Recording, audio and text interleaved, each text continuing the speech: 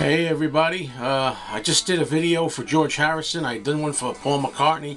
Now I'm going to do Ringo's, where we have his albums listed, but with some reservations. The song we're listening to start off with is my favorite Ringo solo song.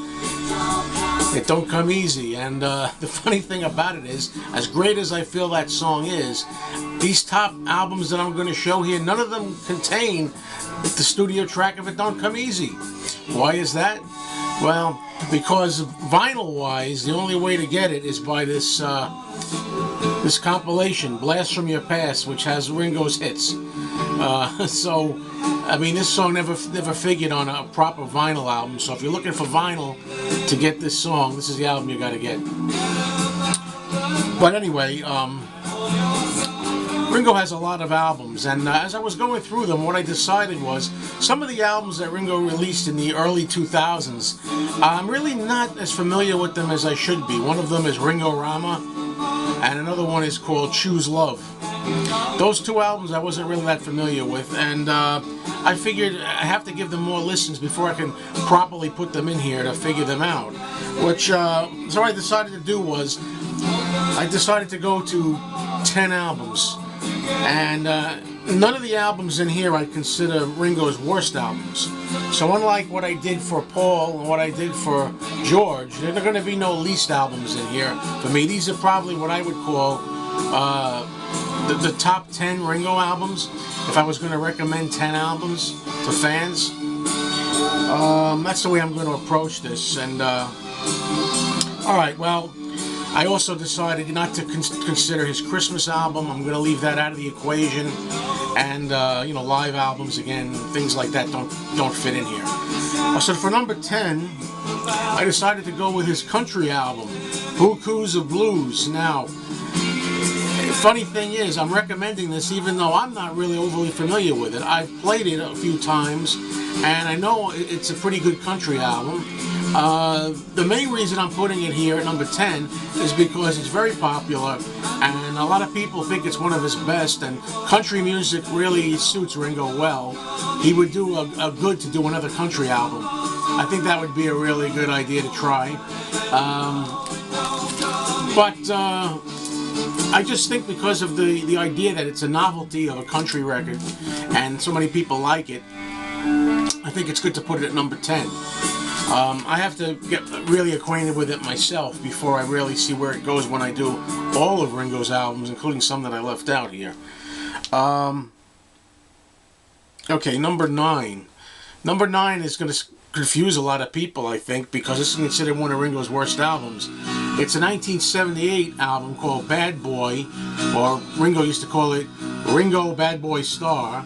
This is from the days when Ringo was still drinking, and you know how that went.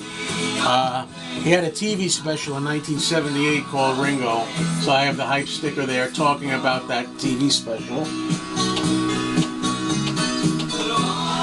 Okay, I don't know, in recent years I've come to enjoy this album. It's not his best, of course, but there's some songs here I like. I read a review saying once that I think Ringo Bad Boy isn't even passable cocktail music.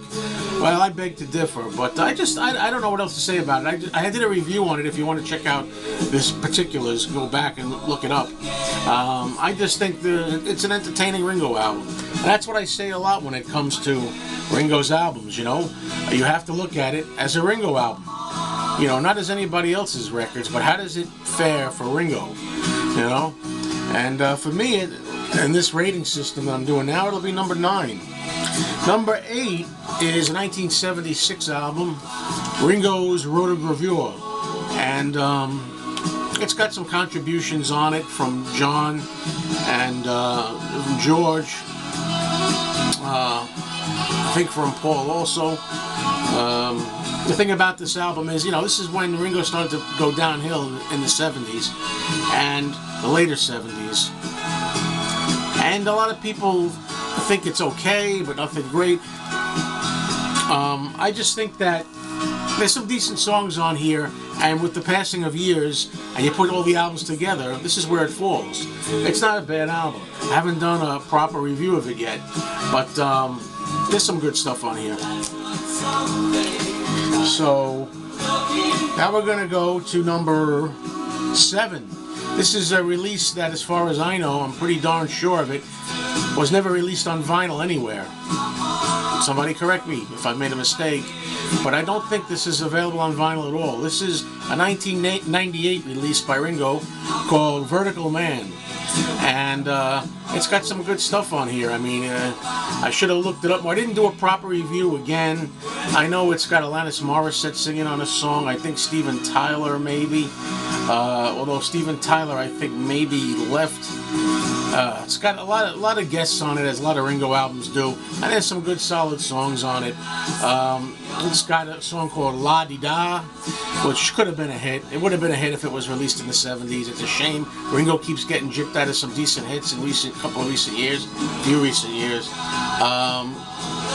Paul McCartney also sings a little background on that song La Di Da, and got George Harrison playing guitar, I think, on King of Broken Hearts. It's a 1998 album, pretty good for Ringo.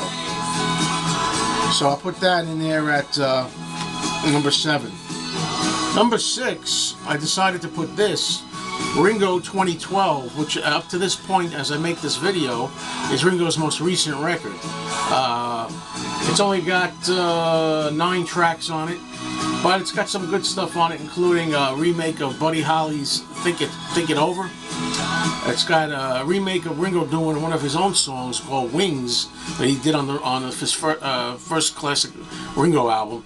That is, I think, oh, I did it wrong. I'm sorry, I got that wrong. No, Wings was not from the Ringo album. I'll get that mixed up. It was from the Ringo the Fourth album, and it wasn't as good on Ringo the Fourth. Much better here, the song Wings, which is the highlight of this album. Anyway, Ringo supposedly has another album to be released next year, so we'll see how that goes. But this is pretty good. It's got some good stuff on it.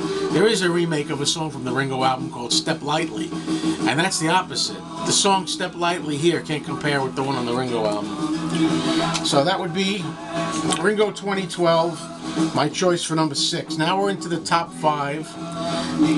Now for me, this is what I consider the top 5 Ringo albums. So this is time to listen up, I guess, if you're interested. I don't know how people would feel about this, but I put it at number 5. This is 1981's release, Stop and Smell the Roses.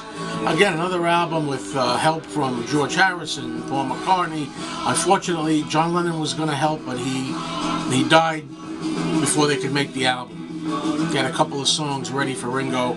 I think Nobody Told Me was going to be a possible Ringo song that Ringo was going to do. And also a song called Life Begins at 40, which he never got around to doing. But you got Stephen Stills on here, you got Harry Nilsson. It's another album with everybody. I think this album's a lot better than people give it credit for. I think it should have done better. So it's number 5 in my top 5 Ringo. Then we got number 4, which is 1974's Goodnight Vienna album. This is kind of a follow-up to his very successful Ringo album the year before. Same formula. Get together some people, John Lennon, Elton John, you know, get some friends together and try to repeat the recipe. Not quite as good this time, but still one of Ringo's better albums. Put it at number 4. Now, number 3, an album which may surprise people, and I'm glad to be able to put it in this slot. Number 3 is an album called Why Not? Letter Y. It's Why Not? Why Not from 2010, one of Ringo's more recent albums. I just think it's great. I think Ringo really did well on this album. I think he's got a lot of good tracks on it. I've also did another review of this album that you can find where I examine each song independently. So, but I think he really did a good job here. Ringo got to number, I think it was number, was it number 58 on the charts now? 58 by anybody else's standards are not good, but the fact that Ringo charted at all with this album is pretty impressive. By the way, if you like this song, Back Off Boogaloo, this is another one that was only a single, not available on any of the vinyl. Gotta get Ringo Starr, Blast from Your Past, greatest hits. You know, that's how you get it. Don't Come Easy. It's how you get Back Off Boogaloo here. You know, I know. Sometimes the best songs never appeared on actual albums on vinyl. Alright, now we're down to the top 2 albums, and number 2 is an album I'm always championing. It's 1992's comeback album, Time Takes Time. I love this album from start to finish. It's a great album. I always seem to say the same dialogue. I can almost play this like a broken record if I want. When I say this, I've said it so many times, but people, trust me on there. If you like Ringo even a little bit and you're a Beatles fan, this album is out of print now, I believe. You can't find it on vinyl or even CD. It's very tough to find, but you know, these days you can look online. Try to get a hold of it. It's Beatlesque. It's got Beatlesque harmonies. It's got good songs on it. And I believe that the song Weight of the World, the first single, could have been a number 1, should have been a number 1. This didn't chart at all, whereas the album I showed before this, Why Not, made it to, I think, 58 in the States. This album didn't even make the top 200. People didn't want to know. And it's a damn shame, because this is one of Ringo's best albums and a real contender. I can't say enough about it. Okay, we know what number 1 is, so time to go home. No, you know, I mean, come on, we know. There's no comparison. It's the 1973 star-studded Ringo album, where I've also done a review on this if you want to check it out. Yeah, this is the closest the Beatles ever came to a reunion, because you have input by John, Paul, and George. Ringo on here. I don't even know where to begin. Randy Newman is on here. I don't want to make any mistakes here. A lot of people. Harry Nilsson? Am I right? I don't know. Jim Keltner on drums. Great album. Ringo's best, hands down. This one's got the classic Photograph on it. It's got You're 16, which was a big hit on it. It's got Oh My My on it. This particular album alone had three freaking hits on it. I mean, you know, it's for Ringo. I doubt Ringo's ever going to do better than this, but this belongs in every fan's collection. You know, I always say, as I wrap this video up, if you're only going to own 2 or 3 items from Ringo, buy this, the Ringo album, buy Time Takes Time from 1992, and even if you only get one thing, you gotta have Blast from Your Past. How's that from a plug? Sing it, Ringo, baby.